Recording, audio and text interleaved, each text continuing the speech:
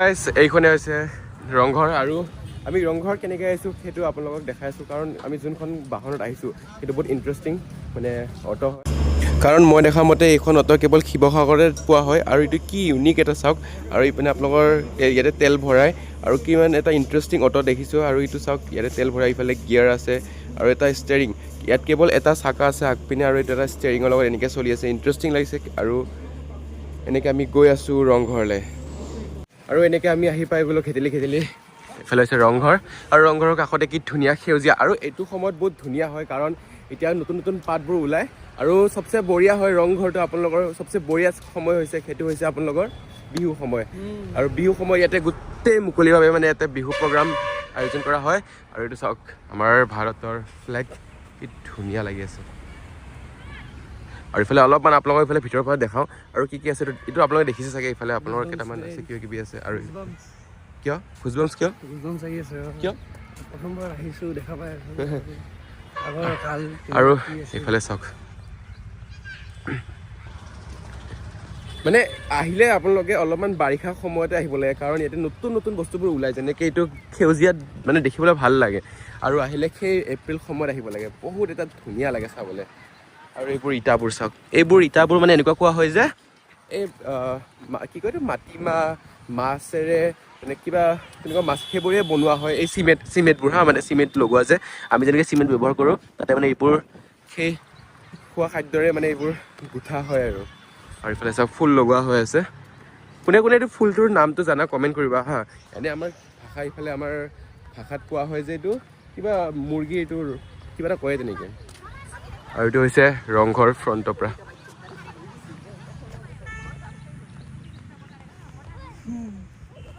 আৰু সেইফালে কুস্তি লৰা হয় আৰু ইফালে ম'হ যুঁজ এনেকুৱাই কিবা চলে প্ৰথা আছে ইয়াতে আৰু ইফালে হৈছে আগফালে এইটো ইফালে গৈ আছোঁ ৰংঘৰৰ পিছপিনে আৰু এইটো হৈছে ৰংঘৰৰ আগপিনে আৰু আমি গৈ আছোঁ ৰংঘৰ ইফালে আৰু এই ৰংঘৰৰ বাকৰিতে বহুত হিষ্ট্ৰী বহুত 16শ শতিকাত বহুত কিবা কিবি ঘটনা ঘটি গৈছে আৰু আমি গৈ আছোঁ এতিয়া ৰংঘৰৰ ভিতৰত আৰু এই ৰংঘৰৰ পৰাই মহাৰজাবোৰে প্ৰিভিলিয়ন দৰে মানে ষ্টেডিয়ামৰ দৰে ইয়াৰ পৰাই নৃত্য খেলবোৰ চব ইয়াৰ পৰাই চাইছিলে আৰু আমি গৈ আছোঁ ইয়াৰ ভিতৰত এইটো হৈছে ৰংঘৰ যোনটো আহোমসকলে তেতিয়াই বনাই থৈ গৈছে আৰু ইয়াত সোমোৱাৰ লগে লগে বহুত এটা চেঁচা অনুভৱ হয় আৰু এইটো চাওক ৰংঘৰ কিমান এটা ধুনীয়া দৃশ্যৰে বনাই ৰাখিছে আৰু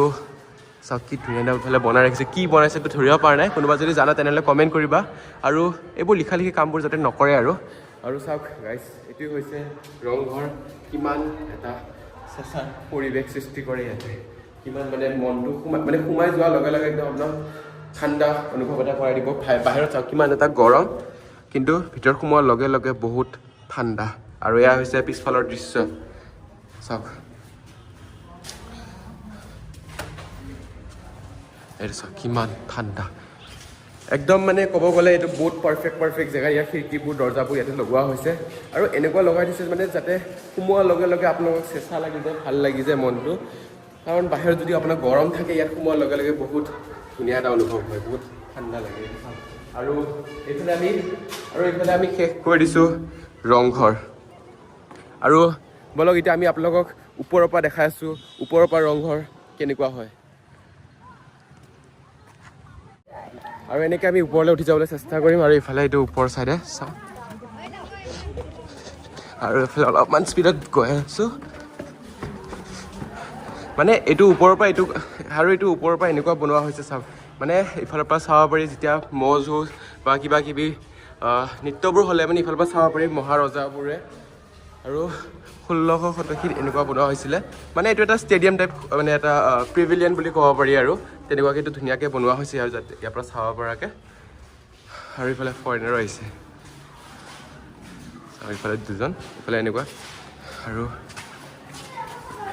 আৰু ইয়াৰ ভিতৰত সোমোৱাৰ লগে লগে পূৰা চেঁচা পৰি যায় আৰু সেইটো ইঞ্জিনিয়াৰিংটো হ'ব কিমান এটা মানে দিমাগ লৈ বনাইছে যে খিৰিকীবোৰ মানে একদম পাৰফেক্ট প্লেচত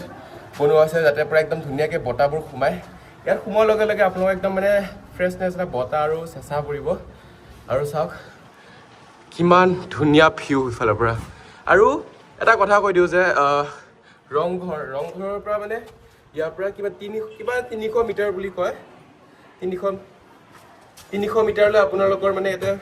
বিল্ডিং ঘৰ বনাব নোৱাৰি বুলি কয় কাৰণ ৰংঘৰ নহ'লে দৃশ্যটো অলপ বেয়া হৈ যাব ন সেইটো কাৰণে এইটো চাওক ইফালে দূৰ দূৰলৈকে একদম আপোনাৰ বিল্ডিং ঘৰ নেদেখিব আৰু কিমান ধুনীয়াকৈ ইফালে বনাই দিছে আৰু এনেকৈ আমি এতিয়া তললৈ যাওঁ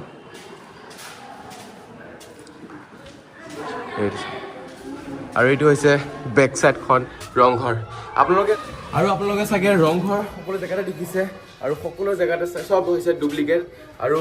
কলাক্ষেত্ৰত আপোনালোকে যোনটো দেখিছে সেইটোও হৈছে ডুপ্লিকেট আৰু আচলি ৰংঘৰ হৈছে এয়াই যোনটো আহোমসকলে ইয়াতে বনাই থৈ গৈছে এইটো এটা প্ৰিভিলিয়ন বুলি ক'বলৈ বেছি ভাল হ'ব ষ্টেডিয়াম টাইপ ইয়াৰ পৰা দৃশ্যবোৰ চাবলৈ ইয়াৰ পৰা নৃত্যবোৰ চাবলৈ কাৰণে কিমান এটা ধুনীয়া চাওক আৰু এতিয়া মানুহ আহি আছে লাহে লাহে কৰি আৰু বেছি বাঢ়ি গৈ আছে এইফালে ছোৱালী আছে এইফালে ল'ৰা আছে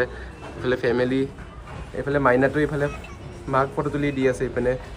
আৰু এইটো চাওক ভিউ আৰু এইপিনে আমাৰ ভাৰতৰ ঝাণ্ডা দোষ আৰু এই মোৰ লগত আছে আৰু চাওক এয়া এইটো ওপৰৰ পৰা আমি আহিলোঁ আৰু ওপৰৰ পৰা ধুনীয়া ভিউ আপোনাৰ ছাইডৰ ফালেও পাব আৰু যেনেকৈ এইটো হৈছে আৰু এনেকৈ নৃত্যবোৰ ইয়াতে হয় এইটো জাষ্ট এটা ষ্টেডিয়াম প্ৰিভিলিয়ন বুলি ক'ব ভাল হ'ব কাৰণ সেইটো মানে এটা নৃত্য চোৱা জেগা আৰু ঠাই আৰু ইফালে বেক চাইডৰ পৰা বহুত ধুনীয়া আকৃতিৰ মাজতে বনোৱা হৈছে আৰু লগতে ইফালৰ পৰা আহি আছে দোষ প'ষ্ট এটা সি কৰি সি আৰু আমাৰ এইটো লগৰটো একদম ধুনীয়া লাগিছে চাওক আৰু সি আহি আছে লাহে কৰি তাক এটা শ্বৰ্ট লৈ লওঁ আৰু এইফালে মজা আহিছে আৰু এনেকৈ আমি ওপৰৰ পৰা নামি আহিলোঁ আৰু এইফালে চাওক বহা জেগা কি ধুনীয়াকৈ বনাই একদম চেঁচা একদম ইফালে বহিলে একদম আপোনাৰ শান্তি লাগি যাব আৰু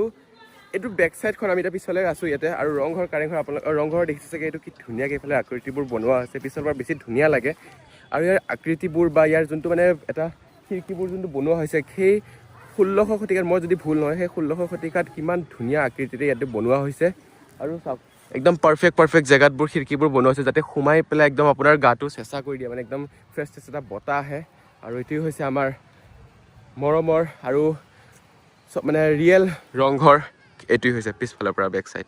চাওক কিমান ধুনীয়া লাগিছে আৰু এইটো হৈছে আপোনাৰ কৃষ্ণচূড়া যেতিয়া এইটো আৰু ফুলিব বাৰিষা সময়ত এইটো আৰু ধুনীয়া হ'ব দেখিবলৈ তো আপোনালোকে আহিব আৰু এয়া হৈছে ৰংঘৰ তো আপোনালোকে ইয়াতে এবাৰ ইফালে আহি পেলাই ইয়াতে ঠাণ্ডা বতাহ অনুভৱ লৈ পেলাই ইয়াতে এবাৰ চকুটো মুদি পেলাই ইয়াতে অনুভৱ কৰিবচোন তাৰ পৰা আপোনালোকে প্ৰিভিলিয়ন দৰে মানে ষ্টেডিয়ামৰ দৰে তাৰ পৰা ইয়াত বহি পেলাই ইয়াতে আপোনালোকৰ খেলপথাৰ মানে এই